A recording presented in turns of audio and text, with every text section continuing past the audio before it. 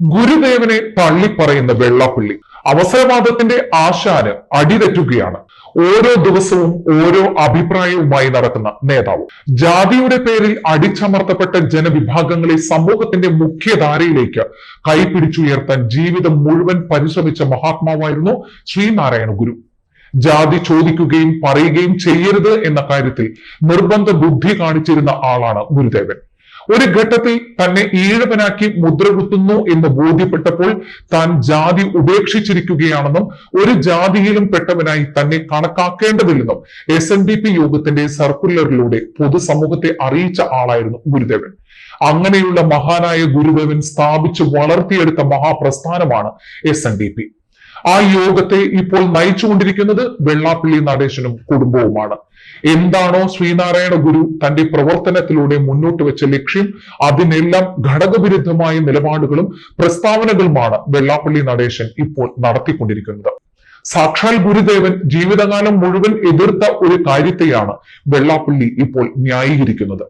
കേരളത്തിലെ സമുദായങ്ങളുടെ അംഗസംഖ്യ നോക്കിയാൽ ഏറ്റവും മുന്നിലുള്ള സമുദായമാണ് ഈഴവ സമുദായം. കേരളത്തിലെ ജനസംഖ്യയിൽ 26% ഈഴവ സമുദായത്തിൽ ജനിച്ചവരാണ്.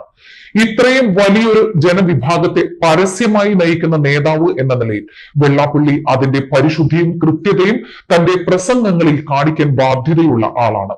ശ്രീനാരായണ ഗുരു എല്ലാ കാലത്തും ജാതിയെ തള്ളി പറഞ്ഞിരുന്നു. മാത്രവുമല്ല, കേരളത്തിൽ ഏറ്റവും കൂടുതൽ ക്ഷേത്ര നിർമ്മാണവും ക്ഷേത്ര പ്രതിഷ്ഠയും നടത്തിയിട്ടുള്ള മഹാന്മാരിൽ ഒന്നാമനാണ് ശ്രീനാരായണ ഗുരു. അദ്ദേഹത്തിന്റെ അനുവാദത്തോടുകൂടി നിർമ്മാണം പൂർത്തിയാക്കുകയും പ്രതിഷ്ഠ നടത്തുകയും ചെയ്ത ക്ഷേത്രങ്ങളിൽ ഭക്തരായി എത്തുന്നവരുടെ കാര്യത്തിൽ ഗുരു കർക്കശമായ നിലപാട് അന്ന് എടുത്തിരുന്നു. ഭഗവാനെ തൊഴാൻ ക്ഷേത്രത്തിൽ ഏത് ജാതിയിൽപ്പെട്ടവർ കടന്നു വന്നാലും അവർക്കും ക്ഷേത്ര പ്രവേശനം നൽകണം എന്ന് ഗുരു നിർബന്ധിച്ചിരുന്നു. ഇത് ലംഘിച്ച ചില ക്ഷേത്രങ്ങളിൽ അതിന്റെ നടത്തിപ്പുകാർക്കെതിരെ കർക്കശമായ ഭാഷയിൽ സംസാരിക്കുവാനും ഗുരു തയ്യാറായി. തന്റെ ഉദ്ദേശശുദ്ധി ക്ഷേത്ര കാര്യങ്ങളിൽ സമുദായ അംഗങ്ങൾ പാലിക്കുന്നില്ല എന്ന ബോധ്യപ്പെട്ടപ്പോൾ ഇനി ക്ഷേത്ര നിർമ്മാണത്തിനും പ്രതിഷ്ഠയ്ക്കും താനില്ല എന്നുവരെ തീരുമാനിക്കാൻ ശ്രീനാരായണ ഗുരു തയ്യാറായി.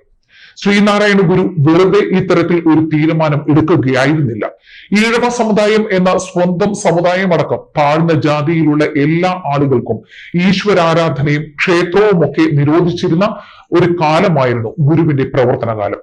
സവർണ മേധാവികളുടെ ധിക്കാരവും അഹങ്കാര പ്രയോഗവും തടയുന്നതിനും താഴ്ന്ന ജാതിക്കാർക്ക് ഈശ്വരാരാധനയ്ക്ക് സൗകര്യം ഒരുക്കുന്നതിനുമാണ് ഗുരു ശ്രമിച്ചത്. വൈക്കം സത്യാഗ്രഹം അടക്കമുള്ള സംഭവങ്ങളിൽ മുന്നിൽ നിൽക്കാൻ ഗുരു തയ്യാറായത് ഈ ലക്ഷ്യത്തോടെ ആയിരുന്നു.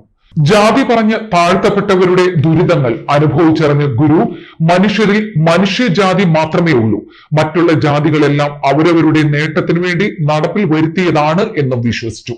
ജാതി പറയുമ്പോൾ തരംതിരിക്കൽ സമൂഹത്തിൽ ഉണ്ടാകും എന്നതാണ് ഗുരു കണ്ട കാരണം. അതുകൊണ്ട് തന്നെയാണ് ഈഴവർ മാത്രമല്ല എല്ലാവരും മനുഷ്യരാണ്, ഒരു കാരണവശാലും ജാതി പറഞ്ഞുകൊണ്ടുള്ള തരംതിരിവുകൾ ഉണ്ടാകേണ്ടതില്ല എന്ന് ഗുരു വാശി പിടിച്ചത്.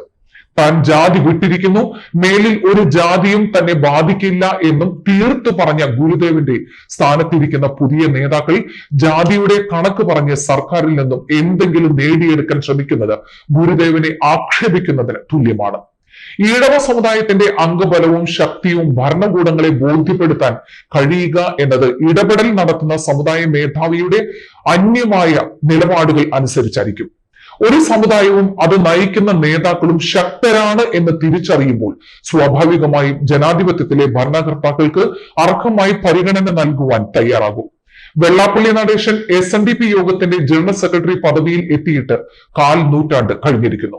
ഈ കാലഘട്ടത്തിനിടയിൽ അദ്ദേഹം നടത്തിയിട്ടുള്ള പ്രസ്താവനകളും സ്വീകരിച്ച നിലപാടുകളും ഒരിക്കലും വ്യക്തതയുള്ളതായിരുന്നില്ല. ഒരു ദിവസം ഭരണകർത്താക്കളെ പുകഴ്ത്തി പറഞ്ഞാൽ മറ്റൊരു ദിവസം അവരെ ചീത്ത വിളിക്കുന്ന പ്രസ്താവനകളും നടത്തും. ഇത്തരത്തിൽ നിലപാടുകൾ ഇല്ലാതെ വരുമ്പോൾ സ്വാഭാവികമായും ഭരണകർത്താക്കൾ മുഖം തിരിക്കും. ഇതാണ് യഥാർത്ഥത്തിൽ കേരളത്തിലെ ഈഴവ സമുദായം നേരിട്ടുകൊണ്ടിരിക്കുന്ന പ്രതിസന്ധി.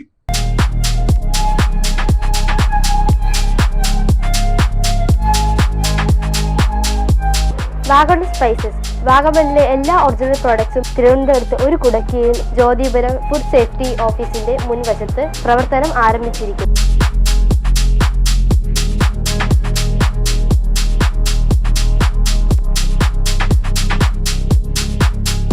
കശുവണ്ടി, കുരുമുളക്, ഗ്രാമ്പു, ഏലക്ക, പട്ട, കാഷ്യൂനട്ട്, നട്ട്സ്, ആൽമണ്ട് എന്നിവയെല്ലാം ഇവിടെ ലഭ്യമാണ്.